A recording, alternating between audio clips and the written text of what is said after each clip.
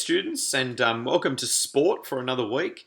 Today's lesson a little bit different again. I know last week I was asking you to look on the Oz Sport website and go ahead and look through essentially a bit of a rubric or a guide about where you think you're at with certain skills and movements.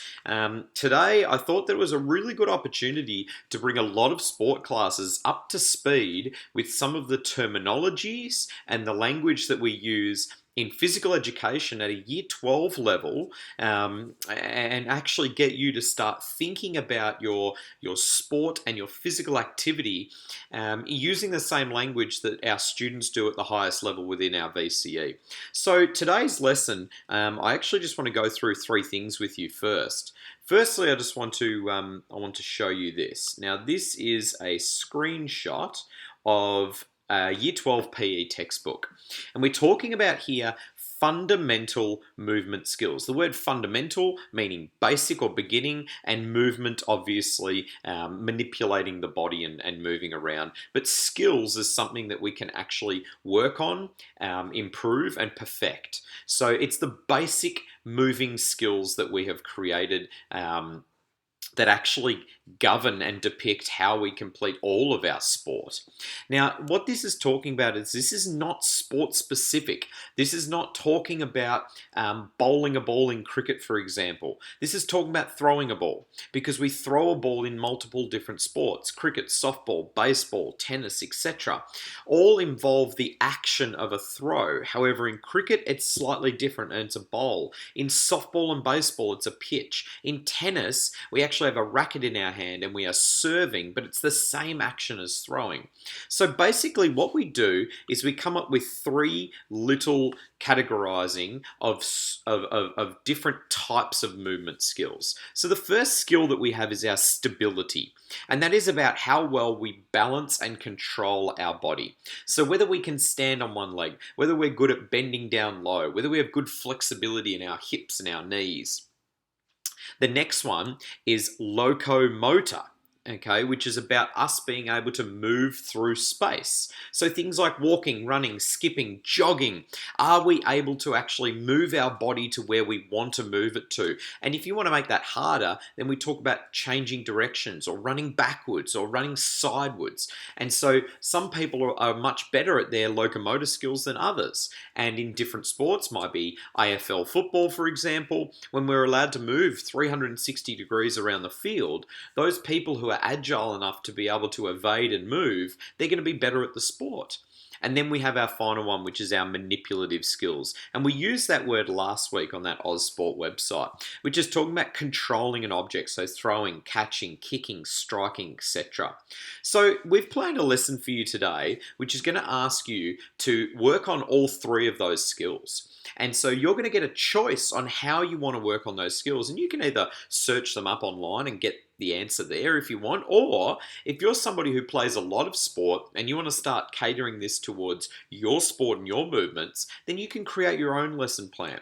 So I just want to show you that in each of your classes, under the resources tab, I've placed in here Camberwell High School My Sport Plan. And when we open up the Camberwell High School My Sport Plan, this is what you'll see. Well, I want you to actually stop and take about 5 to 10 minutes at the beginning of the lesson after you've watched this video to plan out your session. Then you're going to find a comfortable space either inside or outside, and you're going to complete the session that you've planned. So the first thing is a warm-up.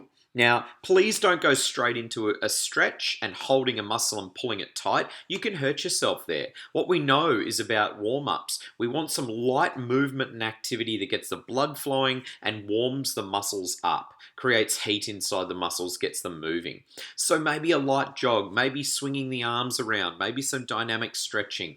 So I want you to write down, even in dot point form, what you're going to do for your warm-up. But try and use the same muscles you're going to use in your session. So if you warm up your legs, but then you start doing some skills with your arms, you haven't done a great warm-up.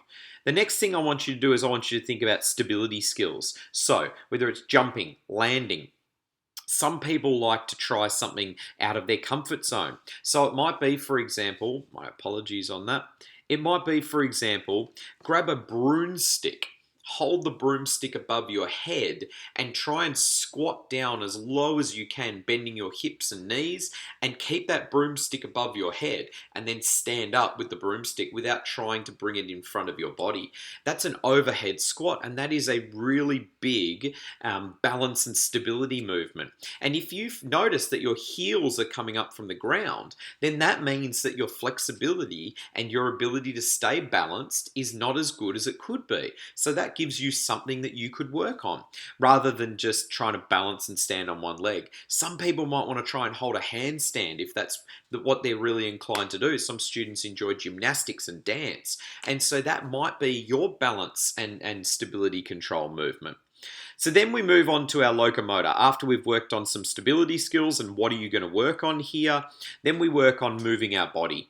Now this could be something about just going for a light jog or light run or maybe going for a walk.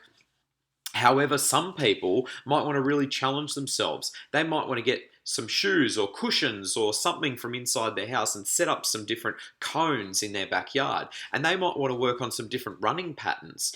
Some people might want to try and duck under something or jump over something. And so anything that's going to be to do with moving your body through space, that's what I want you to put in this area. So come up with 3 or 4 things and put them in dot points in your session plan, and then go outside and do them. The next thing on our list is our manipulative skills. Now, if you've got a ball or a bat or something from your favorite sport, and maybe even a basketball ring or netball ring or a soccer goal in your house, great. If you do not, you can simply grab a piece of paper, scrunch it up, and that can be your ball for today.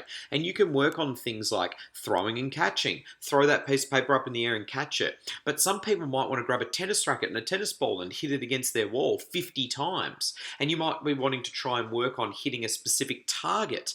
Or some people might want to be working on their basketball dribbling skills. So I know that there's apps out there that give you some basketball dribbling skills about right, between the legs, left, crossover.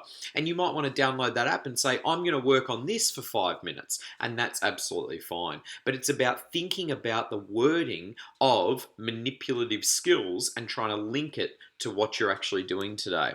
Now, the next section is an optional section. If you flew through the stability, locomotor, and manipulative skills, you might want to do some extra specific work. Your coach might have given you some work to do and you could do it in this portion here, or you might have really enjoyed that walk or run or maybe a bike ride. So grab some permission from parents or guardians and off you go. Go and do some additional work here. Finally, we're going to complete a cool down. This gets our body back to resting conditions. This needs to be low intensity movements. And again, similar to the warm-up, the same muscles that you use during your 3 sections of the session that you've created, make sure you hit them here as well. Okay, you can do some stretching if you want in this cool down section while the body has the blood flowing through it and the muscles have already gone through some stretching and warming up process. Then it's safe to do your stretches. So if one of the things you found was that your flexibility was not great, then maybe this is a point where you can actually put 5 minutes into stretching some of those muscles. Don't pull them too tight, but just to that point where it's slightly uncomfortable, hold it for 30 seconds and then relax. Hopefully you enjoyed today's session, and we'll see you soon.